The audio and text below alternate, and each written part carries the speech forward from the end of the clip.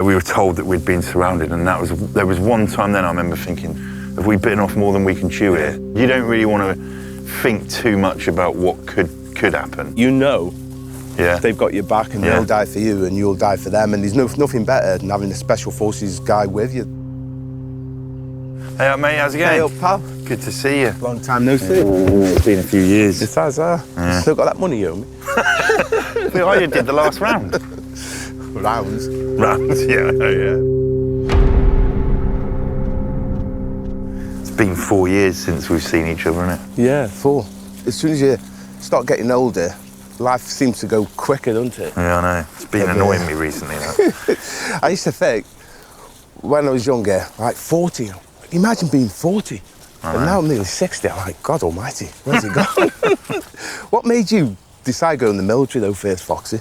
I didn't really do very well at school. I don't know what it was. Something inside me said you got to, you're not going to get a job because you've got no qualification. You need to do something. So that was it, really. I went down the careers office and.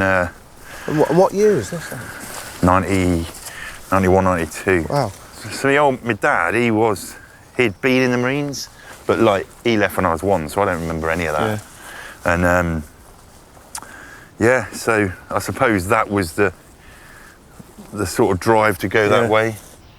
I just always wanted to be in the military. Did you? My mother said from 3 years old, I was just fascinated with soldiers. And this is going back, 1960s. I can even remember the 60s. I was born in 64, because my dad, he was originally from Jamaica. Yeah. And my mum, she's white, she's from Stoke. So we actually moved into an area which was the largest council estate in Great Britain and in Europe at the time. Not just going down that race car, but it was a tough upbringing, you know what I mean? What, for being mixed race? Yeah, but well, it's been unusual. People on the street put in a complaint, they just put in a petition, they didn't want us moving in there. But I tell you what, that just made me more resilient.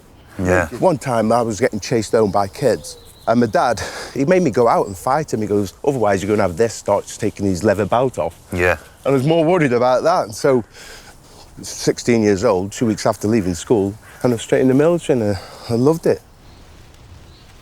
I personally did 10 years in the Marines, just shy of 10 years, before I then put in for selection. And it got to the point where I was like, then for the conventional forces, the 90s were a bit neither here nor there. It was like you had a bit of Northern Ireland, there was some Balkan stuff. I didn't get involved in any of that, and I was like, I'm training to be a soldier all the time, and I'm not. I want to up, I want to up what I'm doing. And I got to the point where I was nearly sort of a bit bored, and I thought, well, I'm either going to leave, or if I'm not going to leave, I need to do something else. So I might as well put in for selection. Yeah. So I put in for selection. That was in 2001. So then obviously 9/11. Same time as 9/11. I was on selection when everything started to ramp up, and then passed, and then obviously. So you were at the ground running, didn't you? Because that was a busy era, wasn't it? Yeah. I did mine. Mine was the first ever SAS SBS joint selection, because before... That was mid-90s, wasn't it? January 94. Yeah. Because before, the Marines did their own fitness, didn't they? And then we all meet up in the jungle. So mine was the very first one. How big was your selection course? Just about 200 or just over 200. I thought to myself, looking at some of these guys, some of them man mountains, I thought, oh, God almighty, they could walk with an house on their back forever. I thought, I'm not going to be fit enough for this. I'm not big enough. And then I was listening to these officers talk, and they were talking about, I was lying on the bottom bunk, and they were talking about which university they went and all that. And they were coming out with big, long words. I'm like, what's that word even mean? I thought, I'm not going to be intelligent enough for this. I thought, and that was only the word "the." Yeah. I nearly phased myself out before I even started. I thought, God. Oh, mate, it's amazing, isn't it, how when you, after just a couple of the marches, then you realise they start moving rooms and you think, wow, we're suddenly going down in numbers and you're still here, isn't it? Yeah, I was the same. Even though I was from the Marines background, so theoretically that's like good, as far as people are concerned. But I turned up, I was 24. Did you know a lot of people who had been there? I knew a few people who had done it. I knew a couple of people that had passed. But I didn't know. I turned up and there was like our course was big. It was like a big course. It was like 350 we had on ours. Wow. They went through a phase of having like big, like overloading the courses. Yeah. I was quite good at. I used to be good at running. It's not the case anymore. But I was quite skinny, like a bit of a skinny dweeb. I've seen some of the photos of you in your old. I know. Yeah. So I was just a skinny, and I looked way younger than I was. I was, and I was like, fuck. I was like, there was like some proper units, and I'm like. Did you find yourself? You can phase yourself out, can't you? Yeah, you can. You're like, I don't know about this, and then, like you said, you get. It's at the end of the first. To be fair, after the first week, you come back in on the Monday, having done the fan on whatever, and I was like, no, there's loads of people who've gone out of our room. Yeah. It was miserable as well. We did a winter one. I did a winter one as well. It's like your alarm clock goes off, doesn't it, at 5 in the morning or whenever. It's dark outside, you can hear the rain lashing, You're like, oh. And you don't have to get on that 4-tonner. Oh. You're getting on the back of that truck. Because I was a Marine, I had to go for a shower first. Oh, yeah, as you do. What is that with you Marines? Towel on and flip-flops and it was raining. You're like, we've gone out and, yeah. Yeah, Marines seem to have about 4 or 5 showers a day. I can't believe it. Yeah, we're clean, mate, we're clean. Oh, okay. I didn't give myself an out. I did it at a time when I had no other real distractions. I knew that if I failed, I was going to have to go outside, and I didn't know what I didn't have any qualifications, so I was like, right, I was like a rat with his back to the wall. I'm like, right, I'm gonna. I could. What do you mean go outside if you failed? I'd probably left the military. Would you? I think so. Why? Because you thought because you failed I don't that, know. or? I don't know. There's no big hardship, is it? A lot of people fail it. Yeah, but I had just had it in my mind. I was like, well, if I fail, I'll probably go outside. I don't know why I just sold myself that, but I did. And I just backed myself into a corner. So I was like, right, that's it. The only way out is that way, and I've got to keep going. I think a lot of it was just making sure that, because you've got to go on it with the right intentions, because there's so many guys. Mindset, haven't you? Yeah, understanding that it's going to be brutal, because quite frankly, everyone thinks the job's cool and you get to do cool stuff, and it's fucking hard work. It is. It's very hard work. I remember then at the end of selection, at the hills phase, you think that's it, don't you? You think, wow, that everybody seems to think it's the fitness. But that's just a part of it, isn't it? And then looking around, I'm like, wow, there's not that many people left. And then I think there was about 40 odd after 200, and we ended up going to the jungle. How did you find that phase? Yeah, I remember. So, you finished the hills, didn't you? And you're like, yeah, you feel I've great. passed. I thought, hang on a minute, we're only. They don't even know your name, do they? They don't even know you. And then you sort of like get ready for the next phase. And I remember thinking, I've looked around and we've gone from 350 to about, I'm guessing like 60. Yeah. So there's like unbelievable amounts of people had gone. You get out there and you're all, I was excited. I was like, this is it. This is the bit that you've been waiting for. The bit is also, you're nervous though, aren't you? Because this is. Had you been in the jungle before? Or done a jungle? I've been to the jungle before, yeah. So I knew what it was about, but I still not like. Yeah. It's on another level, isn't it? You fly into the trees, and I remember even though I've been before, you land on that LS, and as you walk under the canopy, the everything just goes boom, like the humidity and the noise, and you're like, oh my god! And you got a house on your back, full of like 10-day rations, ammunition. You're like, ugh. It was mad. And everything wants to sting you, bite you, stab you. This is nasty, we got dragged into our location. And, they put you you get split into patrols, didn't you? And I think there was a group of 5 of us, and they were good lads, actually, really good lads. I think we all passed, nearly. And your DS, so you're directing stuff, and he's like, right, you're them trees, and them trees. And I remember I got given a set of trees that were pretty all right, it's like clear. And one of the other lads got given this, there was just like a big pile of dead wood around where his trees, and we were like, that looks like a hive of scorpions and snakes. And he was like proper depressed. We were just looking at him laughing. I honestly felt the interrogation and that part of selection the hardest, because to me, you push to your physical limits. Yes, unfortunately, sometimes people get injured and even have died in the past. But it's getting pushed to the mental limits, and you can't train your brain to do that. I mean, and then when you're that tired, and there's an interrogator interrogating you, and I remember looking at him and hallucinating, his head was turning into Mickey Mouse. I'm like, what the hell's going on here? Because you're that confused. What did it feel like to pass? Like finish selection? Oh God, it's amazing, and I still say it's one of the best days of my life. You know, you've done it. Yeah. It's. But you feel on top of the world, didn't you? You think you're indestructible. I know. I genuinely did. I knew I wasn't, but I did generally be like, this is awesome. Because I remember you come down, because you pass and you're like, this is awesome. Then you join your squadron, didn't you? Yeah. You look and all of a sudden, because you think that you're the dog's bollocks, and then you join and you're like, oh fuck.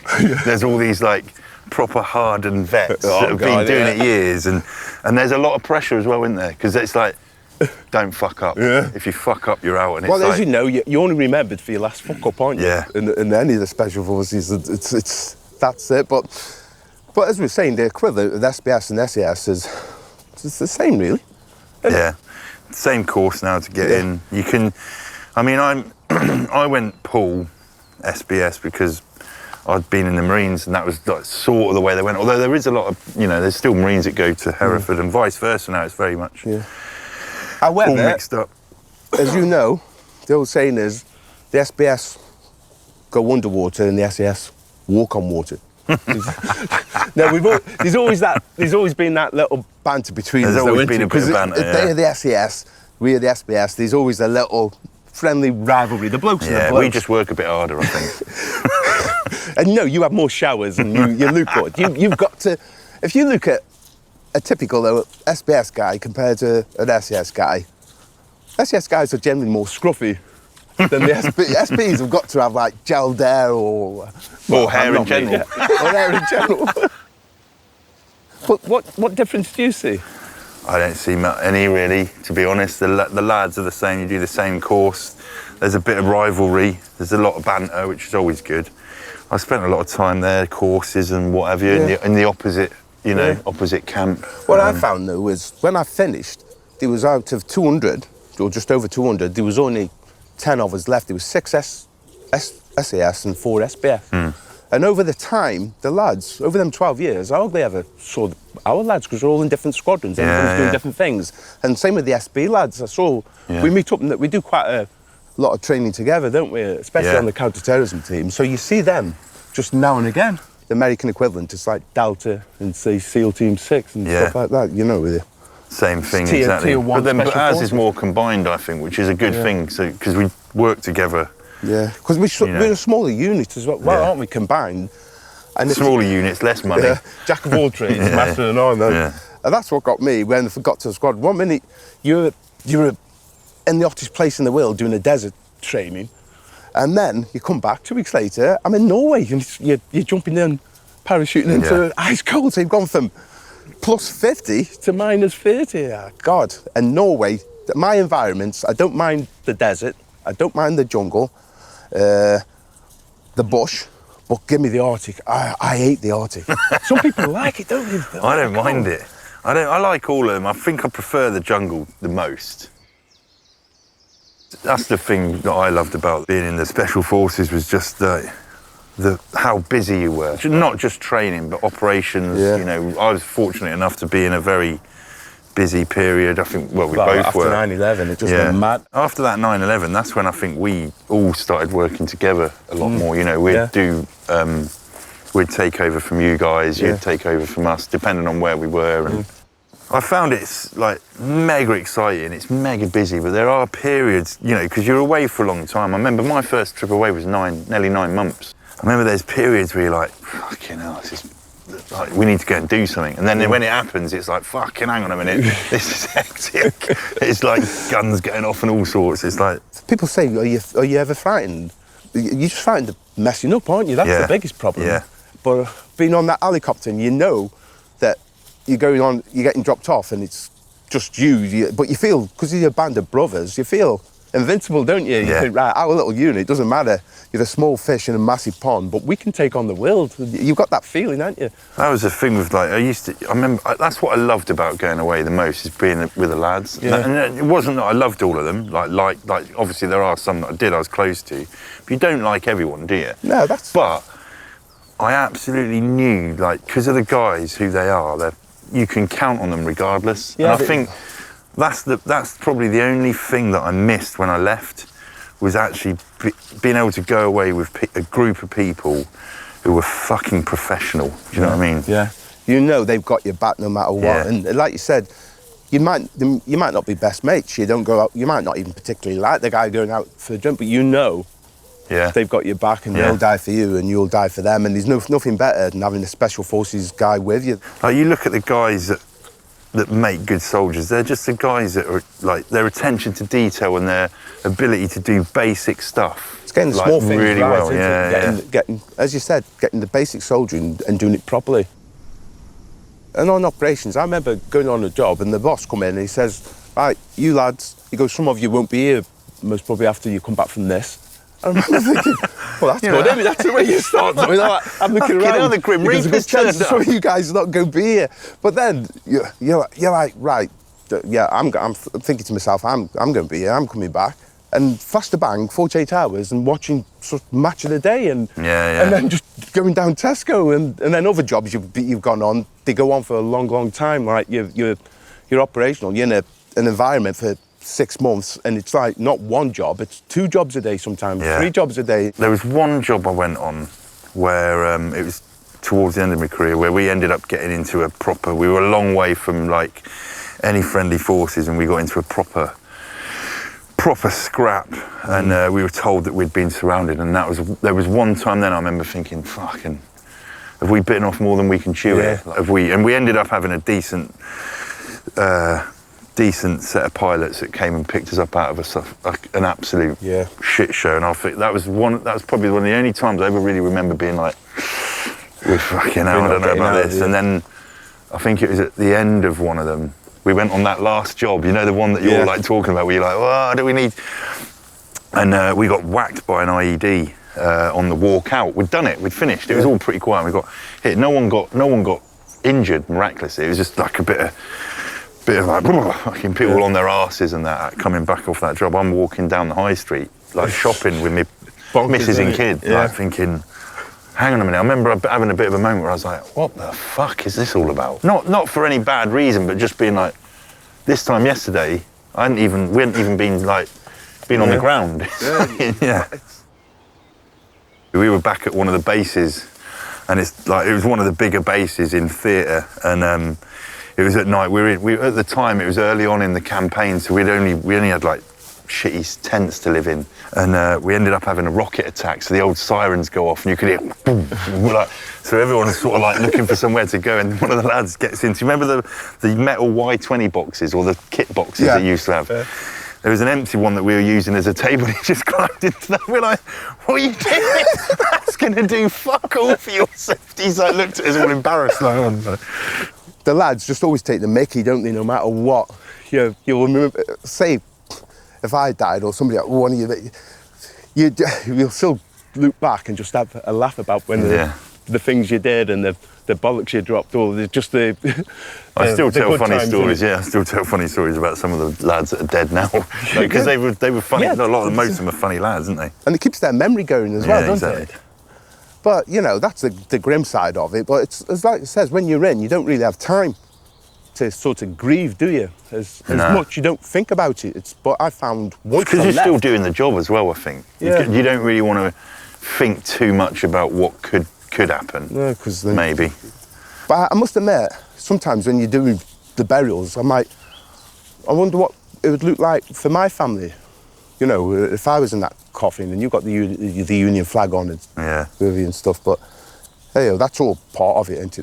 That's life. Yeah, you got to sort of. Yeah, you got to celebrate it while you're here. Yeah, had a few sad times. That's the other thing I liked about our two. You know, if someone died from up your way, we'd come up for the funeral. Yeah. And then vice versa, especially if you knew them anyway. You might have been on course or something. That was always I enjoyed that. I didn't enjoy it. I liked it. I liked the fact that we could, tip our hats to each other.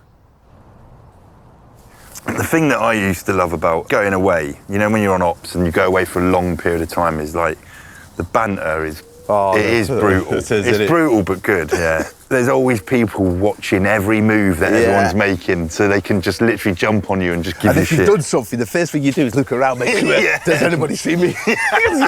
We used to have you'd have different ways of punishing people, and I remember, I don't know if you'd have heard, you might have done actually, but the old, because obviously, you know, lying to the lads is a big, like, integrity shouts and all that. And we used to have this sort of thing that, you say you'd be telling a story, you're telling a story, and one of the lads was like, that didn't fucking happen. You're like, no, it did, and they're like, eyebrows it. So if I said, I eyebrows it, that's true. If they found out that I'd lied, I'd have to shave my eyebrows off. But then it would go on from there, because then you could do like, okay, Robocop it. So then if I Robocopped it and they found out I'd lied, I'd have to shave like that front half of my head. And it was all just stupid little things like that, but it sort of keeps you on your toes. And there's like everyone's eyebrows something that was a lie, and you're like, what if someone finds out?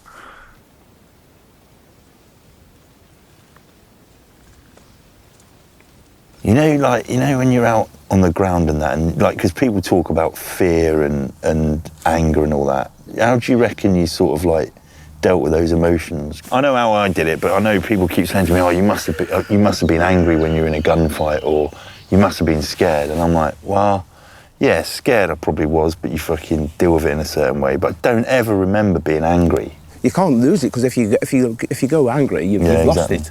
There's a saying, isn't there? I don't know if I remember it, which is, do not rush into your own death. You got to think about your next move, and being angry is just such a counterproductive emotion. I always remember that from my time in the military. I remember getting into trouble when I was actually a lot younger as well, just from being, you know, angry and what have you. And I sort of like, I took away the lessons I'd learned in the military as to like recognising the emotion. Do you know what I mean? I get scared and I'm like fucking feared. I get scared of heights. I'm like fucking scared of heights. So whenever we did that whole... Oh, I don't like heights. Nah, whenever we were like abseiling off the top of a building or jumping out of you know, like free falling or whatever, I'd always be like, right, fucking, I could feel myself getting like, and I just wouldn't talk to anyone. I'd just stay quiet, but I'd just basically make it switch me on and focus me onto what I'm supposed to be doing. So I was like, you know, in what I'm supposed to be doing, don't let the fear take hold of you, but just concentrate on what you're supposed to do. You've got to get in that moment, haven't you? Yeah. Like, I didn't like heights. Well, I still don't. So there's nothing. People say to me, I bet you love jumping out of a plane and all that. I'm like, no, you have to pay me. I only do it for your job. Yeah, exactly. And that that high altitude eye opening, where you're up in the air for about 30 minutes. Mate, it's fucking horrible. God, I used to rate that, because you're jumping about 5 kilometres up in the air, aren't you? Yeah. And you open the chute straight away. People say, that must be good. I'm like, no, it's minus 20 degrees, and you're trying to navigate. Fucking freezing as well. Freezing. Everything's... you're going through clouds. You can't see that. You're travelling sometimes about 180 kilometres an hour, and we all pass each other through the clouds. And you're like, God almighty. I remember one time, though, they got the little red silo at the front and a green one at the back. Yeah. So at night time, you're following these green silooms. But I remember, glow sticks. Glow sticks. And I remember just like, it's pitch black, I'm up in the air. Next minute, I just see red. I'm like, are we on the range? I thought there was tracer coming by us. Yeah. And this was a training job. I'm like, what's that red? And then realise it's blokes. It's glow sticks, glow stick. So that was the front of them. We all crisscrossing each other. And you're like, I'm going in 180 Ks. He's going in 180 Ks. Mate, it's mad, easily hit each other. What made you decide to get out, or did you do your full career?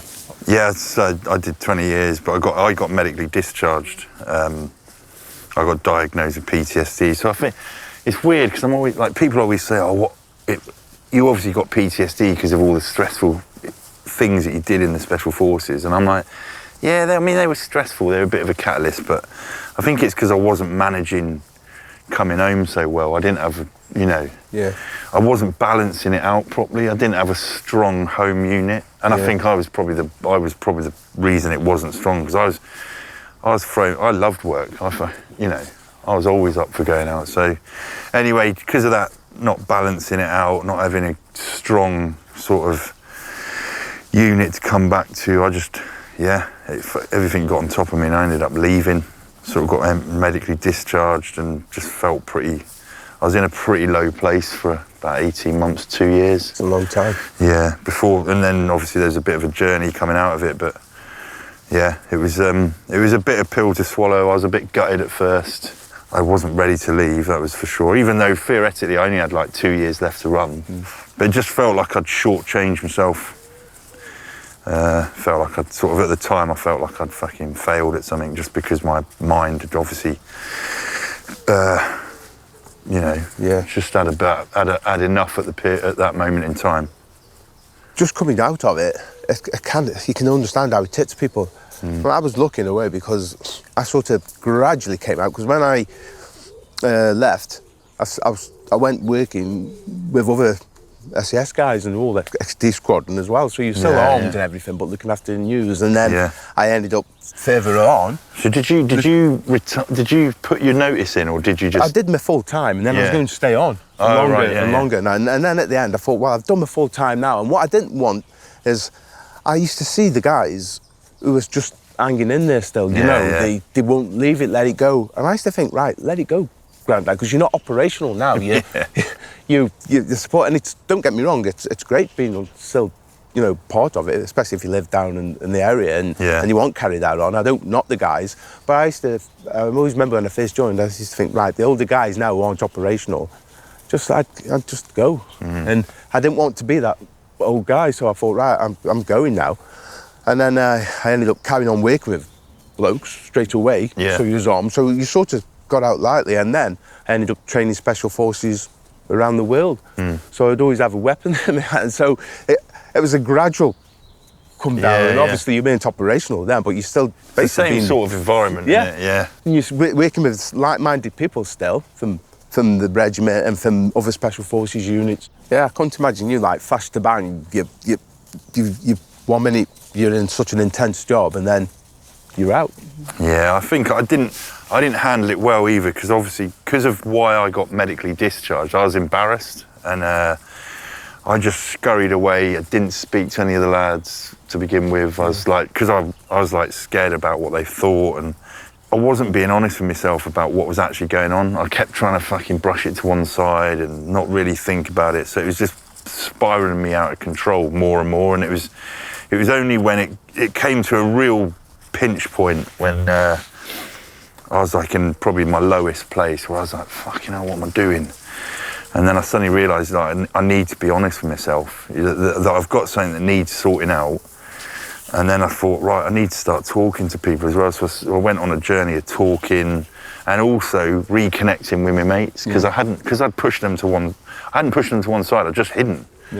And actually, when I started talking to them and being, open and being honest with them as well as me, I started to feel better. I was like, fucking hell, all this time I've been doing stuff that's bad for me, as in, just bottling it up. Yeah, exactly. And then got back into it and went on this journey, and was basically just, I felt like I was being vulnerable. I suppose I was, but I ended up feeling stronger for it. So I could have, even though I left medically discharged, I could have still weaned myself off by still, seeing the lads and maybe getting a few jobs with whoever, but I just didn't to begin with. So it made that flash to bang even more, sort of like intense. The thing is, like you said, you hit the nail on the head. But it's that stigma when as soon as somebody mentions mental health, especially back. It's getting better now, a lot better. But it was just people just didn't talk about it, did they? And they don't like talking about it. But then you look back and how many people have actually, committed suicide and stuff like that. And guys, I remember looking at this one photograph, and it's like, wow, he's committed suicide. He committed suicide, and the least the people you think is why. But I think when you're at that I mean, I was close to it. I was like, I was in a point where I was nearly going to do it, and you don't think you're being selfish. You think that you're being a hindrance to everyone else, and you think that the way you are is just being detrimental. So you're not. Everyone says, oh, it's a selfish thing. It's not. It's just you're such a low point that you think that you are negative for everyone else, and it's just you believe that it's going to be easy for everyone, and obviously it's not. I think the other thing with that stigma you were saying is like, when I started talking to the lads, the one group you're worried about, when I started talking to them, they were like, They're the best no, group. yeah, they were fine. They were like, so it's like, hang on a minute, there is no stigma, but I think the point is like, the stigma is in the individual's head. We create our own stigmas. You know, whenever we're always like, You wonder what people are thinking about you and stuff like that. You're like, fuck. And I wonder what they're going to say now about me and this and your own peer group and that and your... The trick is trying to get the stigma removed from the person's head. I think society's probably fine. We're always talking about it. We're talking about it now. Now it is. Half the battle is like admitting it and saying, yeah, there's something going on. What's going on? Why do I feel like this? And the minute you start doing that, you'll be, if you actually look into it, you'll probably be like, oh yeah, it's fucking hell. Maybe it's because of this. I mean, I remember because people kept asking me, oh, when did you get PTSD? I'm like, what do you mean? They're like, well, what stressful thing happened that gave you PTSD? I'm like, there's fucking loads of them. What are you on about? And I ended up, it used to piss me off when I got that question. But then a few years on, when I sort of like realised actually when, you know, it obviously started somewhere. So I ended up drawing some lines of that represented things that happened in my life, like my life, career courses, like you know, all those things, and operational deployments, and then like meeting my missus, getting married, having a kid's ill, car breaks down, washing machine's broken down, and it's like all of a sudden I was like, where there was the thickest amount of lines, where it all was happening at the same sort of time, I was like, that's probably when I fucking should have been paying myself just a little bit more attention, and I didn't, I was fucking running away from shit. So I think that was my main lesson from having gone through it, was just like, fucking pay attention to myself a bit more. Yeah, people have got to look after the mental health as well as their as the physical health, and like you said, just getting out and just chatting about it. As soon as you've talked, you've let it off your chest, haven't you? Yeah. You've opened up and you've helped yourself, and not only that, you've helped others. It's definitely that talking. Like this has been good. This has been awesome. We've fucking known each other a bit, and this is we still didn't know half the shit you've spoken about, because we never really. You don't do it, do you? Just like we're doing other things and we'll meet up and never just have a normal chat like this, do you? No. It's always taking a piss and banter. We still have that, but you know what I mean? Oh, we're pissed. Yeah. You can't remember what you said. We are strange blokes. My wife goes, you're Speak strange. for yourself. No, but she knows. No, I'm not. She can tell. She knows anybody who's special forces or not just ex-military. She can tell if there was ex-special forces, because just the way I go, how can you tell? It's because you just are. You're just different. Oddballs. Oddballs, but in a good way. But it's like, I'm glad that we've caught up. It's been good. It's been great, mate. Decent, mate. Don't leave it this long. No, yeah. Time flies when you get old, though, doesn't it? Yeah. You should know, you're older than me.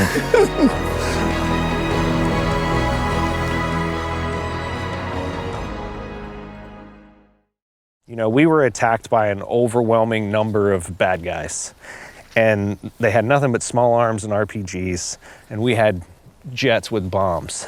And we kept dropping bombs, and they just kept coming.